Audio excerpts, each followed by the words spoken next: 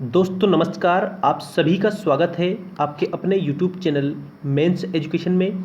मेरे प्यारे दोस्तों, आज मैं आपको बताऊंगा व्यवसाय अध्ययन कक्षा 12वीं का आदर्श प्रश्न पत्र सेट सेकेंड। दोस्तों ये आपकी प्री बोर्ड परीक्षा और बोर्ड परीक्षा दोनों के लिए है। आदर्श प्रश्न पत्र है दोस्तों, जिसमें मैं आपको आंसर सहित आपको बताने वाला हूँ। कक्षा 12वीं प्री बोर्ड परीक्षा मध्य प्रदेश और बोर्ड परीक्षा।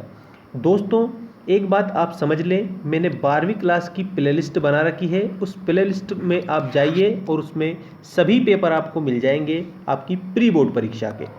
और एक बात समझ लेना दोस्तों, इस पूरे पेपर में आपको आंसर भी मैं बताने वाला हूँ। ठीक है, आंसर भी मैं आपको बताऊँगा। इसलिए दोस्तों चैनल को ज़रूर सब्सक्राइब करें। और हमारे पास में कमेंट आ रहा था कि सर व्यवसाय अध्ययन का भी बताइए। ठीक है, इसलिए हम आपकी कमेंट को मद्देनज़र रखते हुए और आपकी परीक्षा को मद्देनज़र रखते हुए ये पेपर बना रहे हैं। तो चलिए दोस्तों स्टार्ट करते हैं हम पहले सही विकल्प से।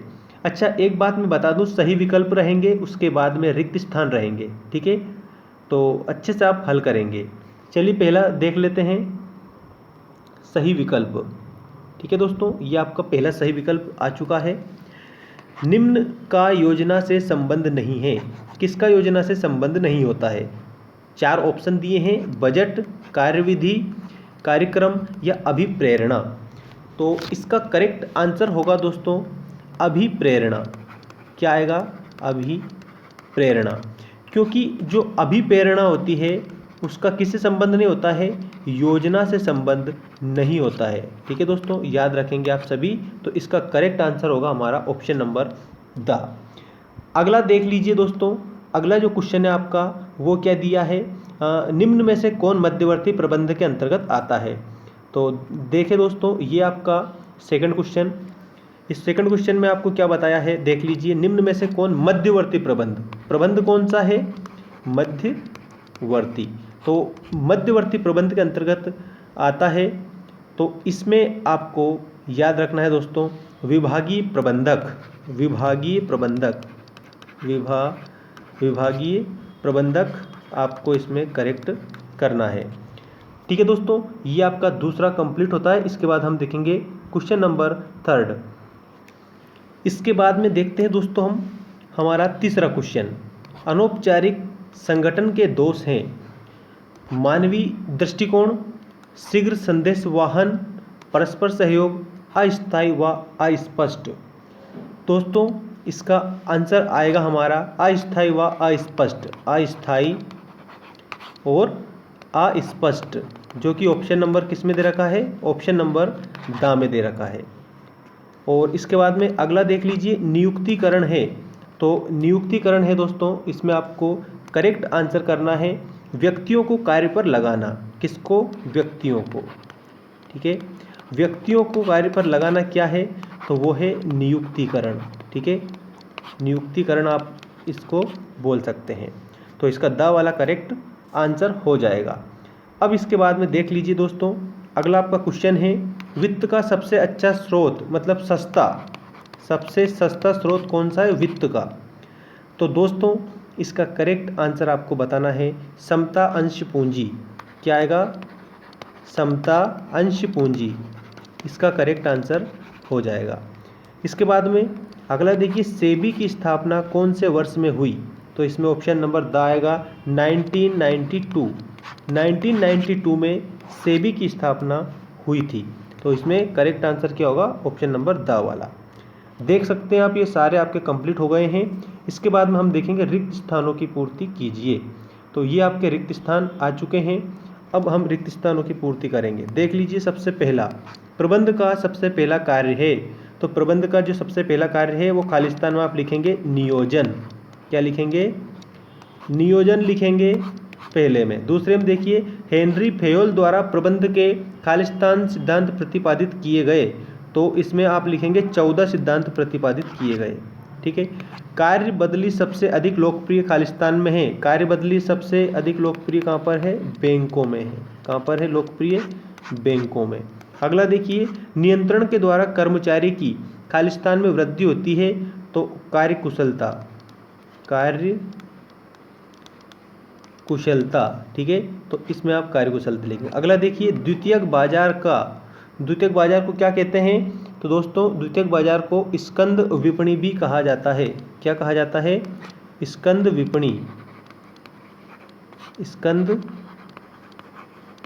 विपणि। और लास्ट वाला देखिए, चालू संपत्तियों का योग पूंजी कहलाती है। तो दोस्तों ध्यान रखना, जो सकल चालू संपत्तियों का जो योग है वो कौन सी पूंजी कहलाती है? वो कार्यशील पूंजी कहलाती है। तो यहाँ पर सकल लिखेंगे और यहाँ पर कार्यशील लिखेंगे। और ये आप एक स्क्रीनशॉट भी इसका ले सकते हैं। ये आपके सारे आंसर यहाँ पर दे रखे हैं। ठीक है दोस्तों, इसके बाद में हम देखते हैं नेक्स्ट क्वेश्चन। चलिए दोस्तों, अब आपके सत्य असत्य आ चुके हैं। देखते हैं सत्य असत्य। प्रबंध के सिद्धांत कारण व परिणाम पर आधारित होते हैं, तो इसमें आप लिखेंगे सत्य। अगला देखिए, प्रबंध एक सार्वभौमिक प्रक्रिया है, तो इसमें भी आप लिखेंगे सत्य। नेक्स्ट देखिए, चयन एक सकारात्मक प्रक्रिया है, तो चयन बिल्कुल एक सकारात्मक जो प्रक्रिया है ये नहीं है, तो इसमें आप लिखेंगे असत्य। ठीक है, क्या लिखेंगे? असत्य लिखेंगे। मतलब कि जो आपका तीसरा दे रखा है ये क्या है? असत्य है। परिसर भर्ती का आंतरिक स्रोत है, ये गलत है। पूंजी बाजार एक संगठित बाजार है, इसमें आप लिखेंगे सत्य। और इसके बाद में नेक्स्ट देखिए, विपणन प्रबंधन ग्राहक उन्मुखी होता है, तो इसमें आप लिखेंगे असत्य। ठीक है, ये आपके सत्य असत्य कंप्लीट हुए और सारे के आंसर ये नीचे दे रखे हैं दोस्तों।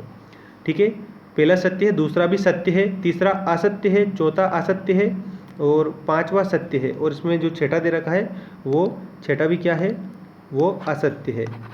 ठीक है, चलिए अब सत्य असत्य के बाद में सही जोड़ी मिला लेते हैं। सही जोड़ी का आंसर कंप्लीट कर लेते हैं दोस्तों। ठीक है, प्रबंध का सार कहलाता है, तो समन्वय कहलाता है। इसके आगे आप लिखेंगे समन्वय आपको लिखना है। अगला देखिए, सोपान श्रृंखला। जो सोपान श्रृंखला है इसके आगे आपको लिखना है फेयोल। क्या लिखना है? फेयोल लिख देना है।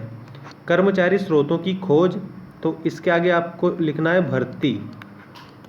और लागत नियंत्रण, तो इसमें आप लिखेंगे उत्पादन व्यय। इसके आगे आप क्या लिखेंगे? उत्पादन व्यय।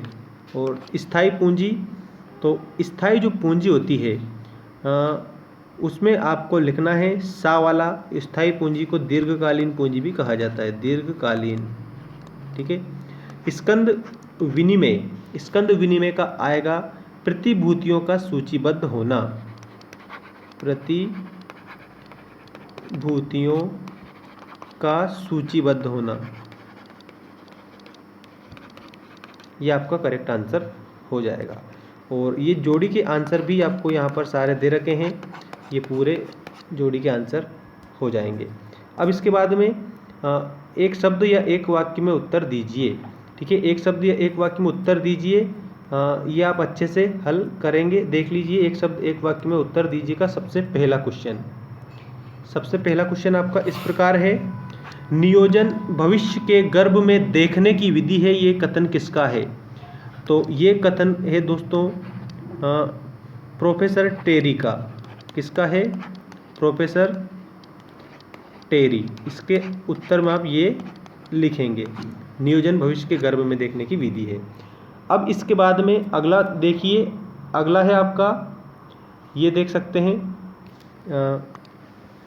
प्रेरणात्मक मजदूरी का सिद्धांत किसके द्वारा प्रतिपादित किया गया है? तो इसमें आप लिखेंगे टेलर के द्वारा प्रतिपादित किया गया है। किसके द्वारा? टेलर के द्वारा। किस संगठन में नियम लिखित नहीं होते हैं? तो इसमें आपको लिखना है अनौपचारिक। क्या लिखना है? अनौपचारिक। आपको अनौपचारिक इसमें लिख देना है। अगला देखिए, विचारों को एक व्यक्ति से दूसरे व्यक्ति तक पहुंचाना क्या कहलाता है? तो वो कहलाता है संप्रेषण। संप्रेषण कहलाता है। अगला देखिए, स्थायी पूंजी को प्राप्त करने का मुख्य स्रोत कौन सा है? तो वो है अंश पूंजी। अंश पूंजी। अगला देखिए, व्यवसाय का जीवन रक्त किसे कहते हैं? तो वो कहते हैं वित्त को। व्यापार और व्यवसाय का जीवन रक्षक जो रक्त है वो किसे कहते हैं? वित्त को कहते हैं। और ये सारे के सारे आंसर यहाँ दे रखे हैं। पहले में आएगा प्रोफेसर टेरी और दूसरे में आएगा टेलर, ठीक है। और ये जो तीसरा दे रखा है इसमें आएगा अनौपचारिक, चौथे में आएगा संप्रेषण, पांचवें में आएगा अंश पूंजी और छठे में आएगा वित्त। और इसके बाद में अगला हम क्वेश्चन देख लेते हैं। ये सारे आपके मॉडल क्वेश्चन है आ चुके हैं दोस्तों, आप अच्छे से इनको याद करके हल करेंगे। 4 प्रश्नों को उत्तर देखना है, देख लीजिए 4 प्रश्नों को उत्तर देना है। प्रबंध के सामाजिक उत्तरदायित्व का विवेचन, हेनरी फेयोल के प्रबंध सिद्धांत, वैश्वीकरण की विशेषताएं, नियोजन के उद्देश्य। और इसके बाद में अगला देखिए, नियम व कार्यविधि में अंतर, प्रबंध के विभिन्न स्तरों का विवरण। 7वां क्वेश्चन देख लीजिए, इसमें आपको 3 प्रश्नों को हल करना है। अधिकार अंतरण के तत्व, अधिकार अंतरण और विकेंद्रीकरण के बीच अंतर स्पष्ट, भर्ती के आंतरिक स्रोतों के लाभ, और उसके बाद में संप्रेषण में आने वाली बाधाओं का वर्णन, गैर वित्तीय प्रोत्साहन को समझाना है। और 8वां क्वेश्चन देखिए, इस 8वें क्वेश्चन में आपको क्या हल करना है, स्थायी पूंजी को प्रभावित करने वाले घटक, द्वितीयक बाजार क्या है समझाना है, पैकेजिंग के 4 कार्यों को लिखना है। और उसके बाद में विज्ञापन से उत्पादकों को क्या लाभ है, विज्ञापन से जो उत्पादक है ना उनको क्या लाभ है ये आपको इसमें बताना है। इसके बाद में अगला क्वेश्चन देख लीजिए, उपभोक्ता संरक्षण अधिनियम के उद्देश्य आपको बताना है, उपभोक्ता संरक्षण अधिनियम का उद्देश्य। 9वें क्वेश्चन में आपको 3 प्रश्नों को हल करना है। 3 प्रश्नों को जो हल करना है, पहला है प्रबंध की प्रकृति का वर्णन कीजिए, दूसरा है टेलर द्वारा प्रतिपादित प्रबंध के सिद्धांतों की व्याख्या कीजिए, तीसरा है भारत में निजीकरण हेतु किए गए प्रमुख उपायों का वर्णन कीजिए। और उसके बाद में नंबर 4 देखिए, नियोजन की सीमाओं की व्याख्या, और 5वां है प्रबंध के लक्षणों का वर्णन, ठीक है। अब 10वां क्वेश्चन आपके सामने आ चुका है दोस्तों। 10वें क्वेश्चन में आपको क्या करना है देख लीजिए आप अच्छे से।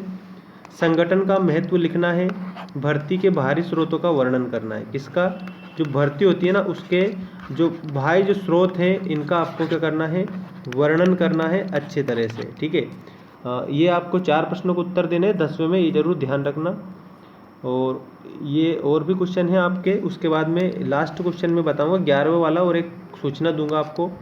प्रशिक्षण की विभिन्न विधियों का वर्णन, संप्रेषण के तत्व, पर्यवेक्षक के कार्य, नियंत्रण प्रक्रिया के विभिन्न सोपान, ठीक है। 4 प्रश्न हल करना था 10वें में। अब 11वें में 3 प्रश्नों को हल करना है, देख सकते हैं 11वें में कितने 3 प्रश्नों को आपको हल करना है। तीनों प्रश्न आपकी स्क्रीन के सामने आ चुके हैं, देख लीजिए।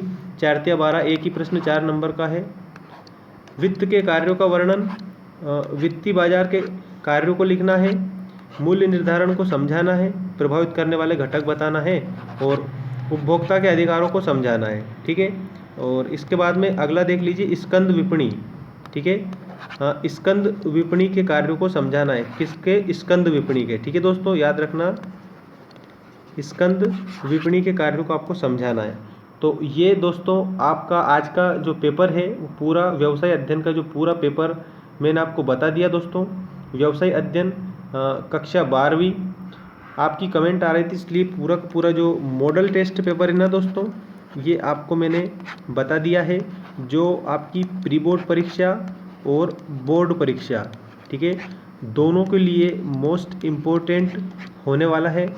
आप इसमें जितने भी मैंने ओटी बताए, मतलब ऑब्जेक्टिव टाइप जितने भी क्वेश्चन बताए ना दोस्तों, ठीक है, उन सभी क्वेश्चनों को आप क्या करेंगे, अच्छे से याद कर लेंगे, और बाकी जो क्वेश्चन दिए हैं उनको आप क्या करेंगे, याद करके और अपने कॉपी में नोट करके अच्छे से लिख लेना, ताकि जब भी आपकी बोर्ड परीक्षा हो, ठीक है, तब आप अच्छे से अपनी जो तैयारी है उसके माध्यम से अच्छी परसेंट आप बना सकें, ठीक है दोस्तों।